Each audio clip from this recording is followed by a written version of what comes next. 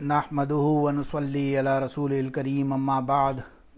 अऊज़ु बिल्लाहि मिनश शैतानिर रजीम बिस्मिल्लाहिर रहमानिर रहीम इन्ना फ़तहना लका फ़तहम मुबीना सदक़ल्लाहुल अज़ीम क़ाल नबी सल्लल्लाहु अलैहि वसल्लम निअम अब्दुल्लाह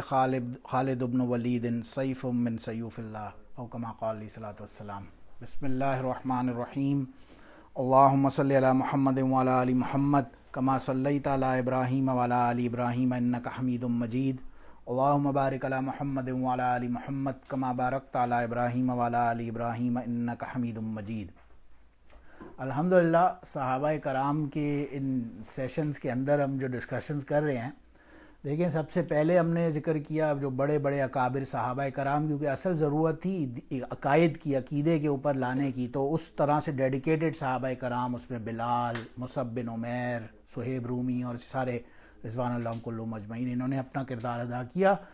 और फिर साथ साथ अब इस दीन को आगे फैलाना है, इसे बिल्कुल फॉर्मलाइज कर देना है, इसको लिख देना है, इसे आगे तक पहुँचा देना है। वो काम अल्लाह ने अपने जो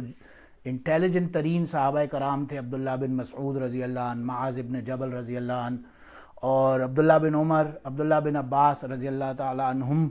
इनके बारे में हमने तज़किरा किया, कुछ कोशिश की डिस्कशन करने की। तो इन लोगों ने दीन को बिल्कुल फॉर्मलाइज करके आगे तक पहुंचा दिया। अब ये दीन in it self written format में या कहें या उस तरह के किसी एक सांचे के अंदर ढल के और आगे पहुंचने के काबिल हो गया अल्हम्दुलिल्लाह, और आगे फैलाने के भी काबिल हो गया अल्हम्दुलिल्लाह। अब बात ये थी कि इसको आगे फैलाएगा कौन। इसको फैलाने के लिए अब एक डिफरेंट क्रीड चाहिए थी दायरा इस्लाम के अंदर। एक हर एक ये ग्रेजुअल प्रोसेस होता है, हर किसी की ट्रांजिशनल फेजेस होते हैं। तो इस ट्रांजिशनल फेज़ में अब जब इस्लाम आ गया, सुलह हुदैबिया के टाइम पे रसूलुल्लाह सल्लल्लाहु अलैहि वसल्लम मक्का तशरीफ़ ले गए उम्रे के लिए। हमने सीरत में तज़किरा किया, उन्होंने उम्रा नहीं करने दिया, उन्होंने कहा वापस जाएं। बहरहाल लेकिन एक मुआहिदा हो गया मुसलमानों में, और अब बज़ाहिर देखें तो उम्रा भी नहीं करने दिया, उन्होंने कहा वापस जाएं, अगले साल आएँ। और बड़ी मुश्किल शराइत जो कि बज़ाहिर मुसलमानों के सब खिलाफ, कि कोई काफिर मक्का से भाग के मदीना आ जाएगा तो आपने वापस करना है, लेकिन हमारा कोई बंदा आएगा तो आपका कोई आया तो हम नहीं करेंगे, और एट्सेट्रा एट्सेट्रा। सारे जो रूल्स थे सुलह हुदैबिया के, वो बज़ाहिर तो मक्का वालों के फेवर में थे। अब वापस काफ़िला गया, मदीना की तरफ निकला, तो ये आयत नाजिल हुई, इन्ना फ़तहना लका फ़तहम मुबीना, कि अब अल्लाह ने फ़तह मुबीन यानी एक वाज़े बिल्कुल क्लियर विक्ट्री अता फरमा दी मुसलमानों को। उमर इब्न ख़त्ताब रज़ी अल्लाह ने अर्ज़ किया, या रसूल अल्लाह, ये फ़तह मुबीन अल्लाह ने फरमाया, हम तो बज़ाहिर अगर देखा जाए तो हम तो इन अ वे अपनी शराइत भी नहीं मनवा सके, उम्रा भी नहीं कर सके, और हम तो इन अ वे एज़ अ लॉस्ट कॉज के वापस जा रहे हैं। तो रसूलुल्लाह सल्लल्लाहु अलैहि वसल्लम का ज़ाहिर है अब ये हिकमत थी, अल्लाह की हिकमत थी इसके अंदर। इससे हुआ ये कि मुसलमानों को अब नॉर्दर्न टेरिटरीज़ में फैलाने का मौका मिल गया, और फिर बड़े बड़े जलीलुल कदर सहाबा, जिनमें हज़रत खालिद इब्न वलीद रज़ी अल्लाह अन्हु, अब्दुल्ला बिन अमर बिन आस रज़ी अल्लाह अन्हु, जो असल जो कह सकते हैं कि मुजाहिदीन इस्लाम, अब ये इनके इस्लाम लाने का भी वक्त आ गया था। तो एक मरतबा फरमाते हैं कि थोड़ा सा इनके बारे में अगर देखें तो खालिद बिन वलीद रज़ी अल्लाह अन्हु मक्का के सरदार था वलीद बिन मुगीरा, बहुत बड़ा सरदार। ताइफ में इनके बागात ही बागात, इनके एम्पल ऑर्चर्ड्स ही ऑर्चर्ड्स थे इनके, बहुत अमीर सेठ तरीन लोगों में मक्का वालों में शुमार होते थे। इनकी वालदा का नाम था लुबाबा बिन्त अल हारिस। ये जो लुबाबा बिन्त अल हारिस थी, ये हज़रत बीबी उम्मुल मोमिनीन हज़रत बीबी मैमूना रज़ी अल्लाह अन्हा, जो रसूलुल्लाह सल्लल्लाहु अलैहि वसल्लम की अहलिया थी, उनकी सगी बहन भी थी। तो गोया रिश्तेदारी थी नबी अलैहि सलाम की इनसे ज़ाती तौर पर, ख़ास तौर से। अब रफली कोई 7-8 हिजरी का वाक़या आता है, ग़ज़वा उहद के बाद इन्होंने पॉन्डर स्टार्ट किया। हम अब्दुल्ला बिन अमर बिन आस रज़ी अल्लाह अन्हु के ज़िम्न में अब उनकी बात करेंगे, लेकिन यही खालिद बिन वलीद, अब इन्हें समझ आ गई कि असल जो दीन है वो तो अल्लाह का दीन है और वो इस्लाम है। तो ये मक्का से चल पड़े कि मैं मदीना जाकर रसूलुल्लाह सल्लल्लाहु अलैहि वसल्लम के हाथ पर इस्लाम लाता हूँ। वहाँ रास्ते में इनकी मुलाकात हज़रत अब्दुल्ला बिन उमर बिन आस से हुई। वो भी एक दूसरे बड़े सहाबियों में से सहाबी कह लें या मक्का के सरदारान में से कह लें, दोनों साथ चले कि चलो रसूलुल्लाह सल्लल्लाहु अलैहि वसल्लम की खिदमत में हाज़िर होते हैं। ये गालबन 7-8 हिजरी का वाक़या है। दोनों हाज़िर हुए नबी अलैहिस्सलातु वस्सलाम की खिदमत में ईमान लाने के लिए। पहले खालिद बिन वलीद रज़ी अल्लाह अन्हु हाज़िर हुए, انہوں نے نبی علیہ السلام کے ہاتھ پہ بیعت فرمائی اور اسلام قبول کیا، اور پھر عمر بن عاص نے اسلام قبول کیا، تو دونوں ہی گویا مسلمان ہو گئے۔ اب یہ مسلمان ہو گئے اور ان کی جو قربانیاں بظاہر دیکھا جائے تو ہم بولیں یار یہ تو 7th 8th ہجری میں مسلمان ہوئے، تو نام کے اعتبار سے دیکھیں تو خالد ابن ولید کا نام جو ملتا ہے وہ کتابوں میں بہت کم صحابہ کا ملتا ہے۔ Fact of the matter is Khalid bin Walid رضی اللہ تعالیٰ عنہ وہ صحابی ہیں جو انہیں اگر as a general military contexts میں دیکھیں تو ہسٹری کے دی موسٹ سکسیسفل ترین جنرلز میں سے آتا ہے ان کا نام۔ ان کا ٹریک ریکڈ ہے، ان کا 100 کنزیکٹیو بیٹلز انہوں نے جیتی ہیں اپنی لائف کے اندر، 100 کے قریب کنزیکٹیو بیٹلز میں انہوں نے جتایا ہے، جو جس لشکر میں بھی لڑے ہیں وہ ہارا نہیں ہے ان کے ساتھ۔ یہی وجہ ہے ایک مرتبہ رسول اللہ صلی اللہ علیہ وسلم کہیں تشریف فرماتے، ابو ہریرہ رضی اللہ عنہ فرماتے ہیں آرام فرما رہے تھے اور کوئی آتا تھا سامنے سے، صحابی گزرتا تھا، نبی علیہ السلام پوچھتے تھے من ھذا، یہ کون ہے؟ میں بتاتا تھا یہ فلاں آدمی ہے، وہ ان کے بارے میں کچھ اپنا اوپینین دیتے تھے۔ پھر ایک اور آدمی گزرتا تھا تھوڑی دیر بعد، وہ اس کے بارے میں اپنا اوپینین دیتے تھے۔ اب یہاں سے خالد ابن ولید گزرے، رسول اللہ صلی اللہ علیہ وسلم نے پوچھا من ھذا، تو ابو ہریرہ نے عرض کیا خالد بن ولید ہے، تو فرمایا نعم عبداللہ خالد ابن ولید سیف من سیوف اللہ، بڑا ہی بہترین زبردست آدمی ہے خالد ابن ولید، سیف من سیوف اللہ، یہ اللہ کی تلواروں میں سے ایک تلوار ہے۔ گویا ان کو وہ خطاب سوارڈ آف اللہ کا خطاب خود رسول اللہ صلی اللہ علیہ وسلم کی زبان مبارک سے ملا۔ یہی وجہ ہے، ظاہر ہے جس جنگ میں بھی جاتے تھے ان کے حالات ہم نے دیکھا، اور یہی وجہ ہے کہ بعد میں جب حضرت رسول اللہ صلی اللہ علیہ وسلم کے وصال کے بعد حضرت ابو بکر صدیق رضی اللہ عنہ نے مسیلمہ کذاب کا جو فتنہ اٹھا تھا ختم نبوت کے اعتبار سے، اس کو ختم کرنے کے لیے جس لشکر کو بھیجا اس کے امیر حضرت خالد بن ولید رضی اللہ عنہ۔ اب بظاہر صرف 2-3 سال ہوئے ہیں مسلمان ہوئے ہوئے، لیکن ان کا مرتبہ دیکھیں۔ ابو بکر رضی اللہ عنہ فرماتے ہیں نعم عبداللہ واخو العشیرۃ خالد بن ولید سیف من سیوف اللہ صلی اللہ علی الکافرین والمنافقین، کہ میں نے حضور علیہ الصلوۃ والسلام، ابو بکر رضی اللہ عنہ فرماتے ہیں کہ میں نے حضور علیہ الصلوۃ والسلام سے سنا تھا کہ خالد جو ہے نعم عبداللہ، یہ بہترین بندہ ہے،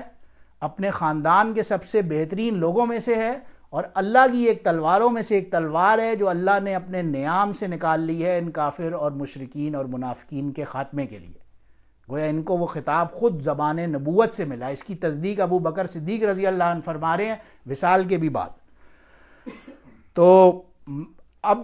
یہ 7-8 ہجری میں یہ اسلام لائے۔ ہم نے اس دن تذکرہ کیا حضرت زید بن حارث رضی اللہ عنہ کا،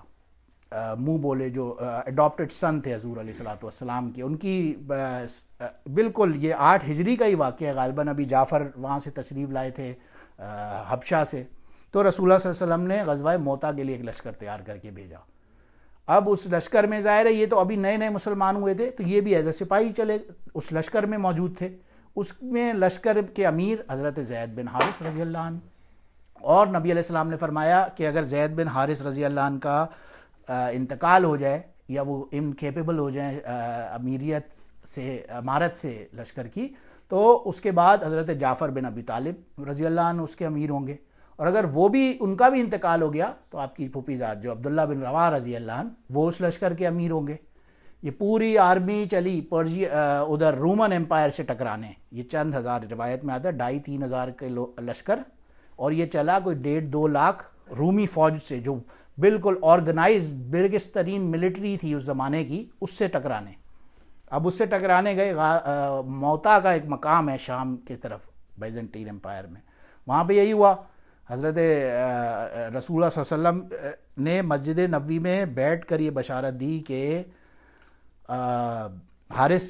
شہید کر دیے گئے ہیں اور جعفر بن طیار نے سنبھال لیا ہے امارت لشکر کی۔ پھر انہیں بھی شہید کر دیا گیا، ہم نے ان کے اس میں ڈیٹیل میں ڈسکس کیا ہے الحمدللہ ان کے معاملات، انہیں بھی شہید کر دیا گیا۔ عبداللہ بن رواحہ رضی اللہ عنہ نے لشکر کا جھنڈا اٹھایا اور اللہ کی شان وہ بھی شہید ہو گئے۔ اب صحابہ کرام جو تھے ان میں پینک مچ گیا کہ اب کیا کریں، جو 3 نامینیٹڈ تھے کہ یہ لوگ لشکر کو لیڈ کریں گے، یہ تینوں تو شہید کر دیے گئے۔ تو کسی نے یہ جھنڈا اٹھا کے خالد بن ولید رضی اللہ عنہ کو پکڑا دیا۔ انہوں نے لینے سے انکار کیا، انہوں نے کہا کہ میں تو ابھی نیا مسلمان ہوا ہوں، میں اس قابل نہیں ہوں کہ میں آپ لوگ کو لیڈ کروں، یہ تو لیڈ والے تو جو صحابہ تھے آپ کسی اور کے ہاتھ میں تھے. بہرحال لوگوں نے کہا نہیں, ہمیں آپ سے زیادہ بھروسہ کسی کے اوپر ہے ہی نہیں. یہ کرنا تھا کہ جب جھنڈا پکڑایا خالد ابن ولید رضی اللہ عنہ کو, تو رسول اللہ صلی اللہ علیہ وسلم مسجد نبوی مدینہ منورہ میں بیٹھ کے فرمایا حتی اخذ الرایۃ سیف من سیوف اللہ حتی فتح علیہ فتح اللہ علیہ, کہ اب اللہ نے اپنا جو لشکر کا جھنڈا ہے وہ سیف من سیوف اللہ, اللہ کی تلواروں میں سے ایک تلوار کے ہاتھ میں پکڑا دیا ہے, اور اب یہ لشکر جیت کر ہی رہے گا. یہ مسجد نبوی میں بیٹھ کر بشارت دی, اور ظاہر ہے یہی ہوا. وہ اتنا اسٹرانگلی جا کے فیئرسلی لڑے کہ روایت میں آتا ہے غالباً 9 کے قریب تلواریں ان کے ہاتھ سے اس دن ٹوٹی, لڑ کے, یعنی ایسا انہوں نے فیئرس ٹف بیٹل کی ان لاکھوں رومیوں کے ساتھ, اور گویا 9 تلواریں ان کے ہاتھ سے ٹوٹی. فائنلی ایک کوئی یمنی تلوار انہیں گری بھی ملی, اور اس نے اینڈ تک ان کا ساتھ دیا, اور پھر پورے لشکر کو باحفاظت یہ واپس تشریف لے کے آئے مدینہ منورہ میں. اور بعد میں یہی موتا کا مقام پھر وہ زید بن حارث رضی اللہ عنہ کے بیٹے اسامہ بن زید رضی اللہ عنہ کے ٹائم پہ دوبارہ بھیجا گیا, اور پھر وہ علاقہ فتح کیا گیا. تو بہرحال اب خالد بن ولید کا مقام جو تھا یہ کسی سے کوئی ڈھکا چھپا تو تھا نہیں. ایک یہ لشکر کا معاملہ اپنی جگہ. پھر فتح مکہ کے ٹائم پہ جب رسول اللہ صلی اللہ علیہ وسلم مکہ منورہ مکہ کے بالکل باؤنڈریز کے اوپر کھڑے تھے اٹیک کرنے کے لیے بظاہر, تو انہوں نے 4 اپنے سیرت کی کلاس میں ڈسکس کیا تھا لاسٹ ایئر, جو انہوں نے 4 ڈفرینٹ بٹالینز متعین کیے کہ ایک نارتھ کی ڈائریکشن سے جائے گا, ایک ایسٹ کی ڈائریکشن سے مکہ میں انٹر ہوگا, ایک ساؤتھ سے, ایک ویسٹ, چاروں طرف سے ڈفرینٹ بٹالینز مکہ میں انٹر ہوں گے. تو بہرحال ایک لشکر بٹالین جو تھا اس کا امیر خالد ابن ولید رضی اللہ عنہ کو بنایا رسول اللہ صلی اللہ علیہ وسلم نے. اور پھر ایک مرتبہ یہ بھی ہوا کہ ایک یمن میں ساؤتھ یمن میں ایک دفعہ نبی علیہ الصلوۃ والسلام نے مسلمانوں کا ایک لشکر بھیجا, اس کے بھی امیر لشکر کو ہیڈ کرنے والے حضرت خالد ابن ولید رضی اللہ عنہ ہی تھے. اور مکہ کے قریب پھر فائنلی فتح مکہ ہو گیا. مکہ کے قریب ایک بت تھا جس کا نام تھا عزا.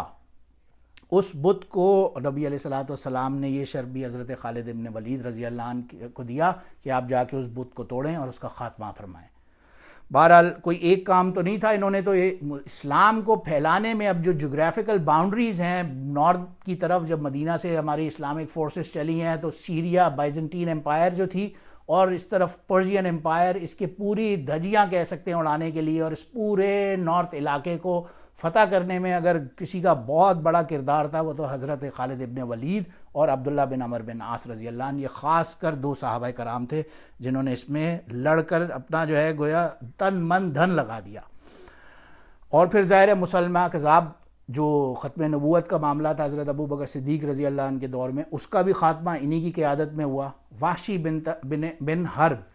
جس نے حضرت حمزہ رضی اللہ عنہ کا قتل کیا تھا, وہ بھی اس لشکر میں شامل تھے. بعد میں اسلام جب لے آئے تھے رضی اللہ تعالیٰ عنہ, اور وہ اسی لشکر میں گئے. اور روایت میں لکھا ہے کہ مسلمہ کذاب جیسا جو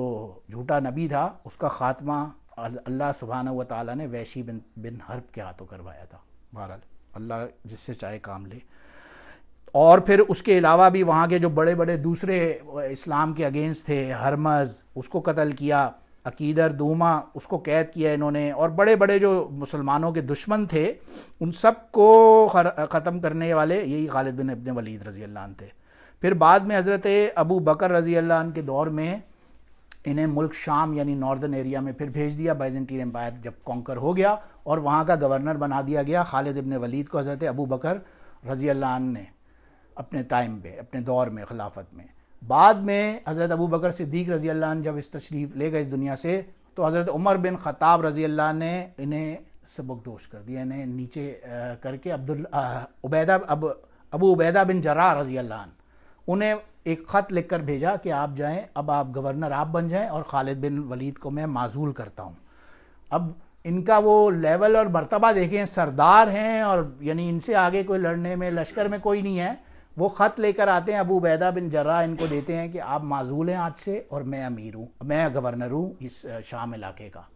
یہ خط لیتے ہیں, اسی وقت معزولی خوشی خوشی قبول کرتے ہیں اور فرماتے ہیں ان عمر بعث علیکم امین ھذہ الامہ, کہ بے شک عمر نے اس امت کا امین آپ کے لیے مقرر فرما کر بھیج دیا ہے. گویا وہ خوش ہوئے کہ اچھا ہے مجھ سے امارت گئی, میں ایز اے سپاہی لڑنے کے لیے کافی ہوں. اور ابو عبیدہ جراح رضی اللہ عنہ نے پھر ظاہر ہے ان رپلائی ان کو بتایا خالد من سیف من سیوف اللہ، خالد تو اللہ کی تلواروں میں سے ایک تلوار ہے۔ اور بعد میں حضرت عمر رضی اللہ عنہ فرماتے ہیں ایک مرتبہ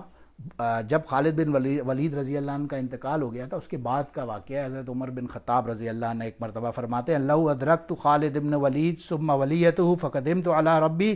لقلت سمعت عبدک و خلیلک یقول خالد سیف من سیوف اللہ صلی اللہ علی المشرکین، کہ مجھے یہ امید ہوتی ہے اگر میں خالد ابن ولید کو خلیفۃ الوقت متعین فرما دیتا اپنے بعد، تو مجھے اللہ سے یہ امید ہوتی کہ میں مرنے کے بعد اللہ کے سامنے حاضر ہوتا اور اللہ کو بولتا کہ میں نے آپ کے حبیب صلی اللہ علیہ وسلم سے سنا تھا کہ خالد اللہ کی تلواروں میں سے ایک تلوار ہے، میں نے اس وجہ سے انہیں اب مسلمانوں کا خلیفہ بنا دیا ہے، تو مجھے امید ہے کہ میرا ڈیسیجن صحیح ہوتا۔ بہرحال ان کے بارے میں جتنے فضائل بیان کیے جائیں کم ہیں۔ اور فائنلی 21 ہجری کے اندر حمص کے اندر ایک جگہ تھی وہی شام میں، یا غالباً ایک روایت سے پتہ چلتا ہے پرابلی مدینہ منورہ میں، آپ کی طبیعت بہت خراب ہوئی، ناساز ہوئی اور بالکل مرض وفات پہ، یعنی کہ گویا بیڈ اس پہ تھے، ڈیتھ بیڈ پہ، تو آپ کے دل سے ایک وہ نکلی کہ یار میں نے اتنی سینکڑوں بیٹلز لڑی اور کہاں کہاں جا کے میرے جسم کے اوپر کوئی ایک سپاٹ ایسا نہیں ہے جہاں کسی تلوار یا خنجر کا کوئی نشان نہ ہو، اور اللہ کی شان میری موت یہاں پہ بستر یہاں پہ ہو رہی ہے، اور میری ہوپ تو یہ تھی کہ میں اللہ کے راستے میں کہیں شہید ہوتا، لیکن بہرحال جو اللہ نے لکھا ہے میرے مرنے کے بعد میرا گھوڑا اور میرا اسلحہ جو میری ویپنری ہے یہ سب فی سبیل اللہ کے راستے میں جو لڑنے والے مجاہدین ہیں انہیں ڈونیٹ کر دیا جائے۔ اور یہ بھی لکھا ہے ساتھ میں کہ ان کا کل ترکہ جو مرنے کے بعد وراثت ہوتی ہے انسان کی وہ یہی تھا۔ وہ ایک وقت تھا ولید بن مغیرہ کا بیٹا جس کے طائف کے اندر آرچڈز ہیں، وفات کے وقت یہ حال ہے کہ ان کا کل ترکہ جو ہے وہ ایک گھوڑا اور لڑنے کا جو آرمر ہوتا ہے، تلوار ہوتی ہے، اور یہ ان کی کل جائیداد۔ اللہ پاک ہمیں ان کی زندگی سے سمجھنے کی توفیق عطا فرمائے۔ کل عبداللہ بن عمر بن عاص رضی اللہ عنہ پہ بات کریں گے۔ وآخر دعوانا الحمدللہ رب العالمین۔ سبحان ربک رب العزت عما یصفون وسلام علی المرسلین والحمدللہ رب العالمین۔